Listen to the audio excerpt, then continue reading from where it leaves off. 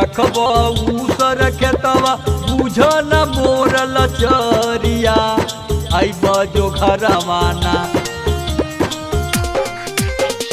कहिया ले रखब उसर खेतवा बुझ न मोर लचरिया आइब जो घरवाना।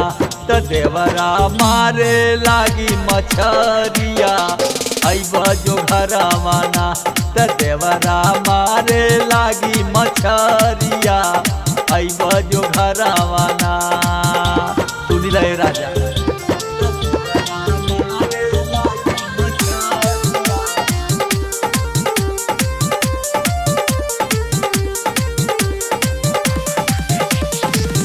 हमरा के छोड़ी गईल चढ़ल जवानी में नीक नाही लागे भोले सूती मच्छरदानी में। हमरा के छोड़ी गईल चढ़ल जवानी में नीक नाही लागे भोले सूती मच्छरदानी में। केतनो मनाई माने न मनवा लागे लसून से जरिया आइब जो घरवाना। त देवरा मारे लागी मछरिया आइब जो घरवाना। त देवरा मारे लागी मछरिया आइब जो घरवाना। सुन ले मुअनु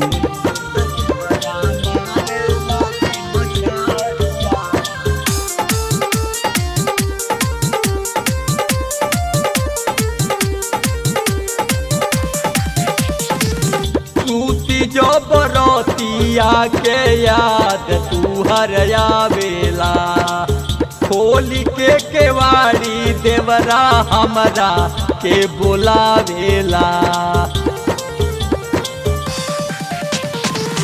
सूती जो बरतिया के याद तू हरया बेला खोली के केवाड़ी देवरा हमरा के बोलावेला। मांगेला चूमा हमरा से नतिया मोलेला मोर कमरिया आइब जो घरवाना।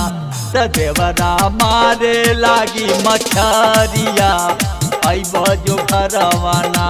त देवरा मारे लागी मछरिया आइब जो घरवाना। सुनए ससुर के नाती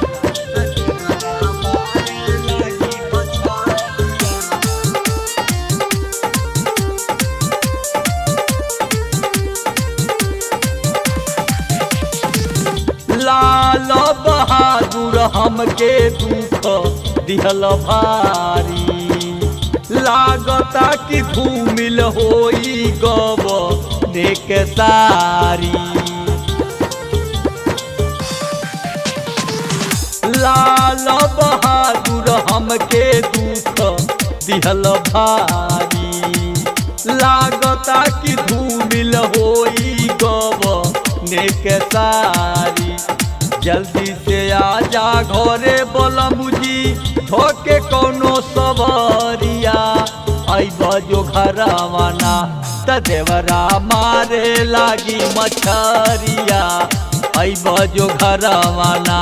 त देवरा मारे लागी मछरिया आइब जो घरवाना। तब का करबे नाती के बेटा। त देवरा मारे लागी मछरिया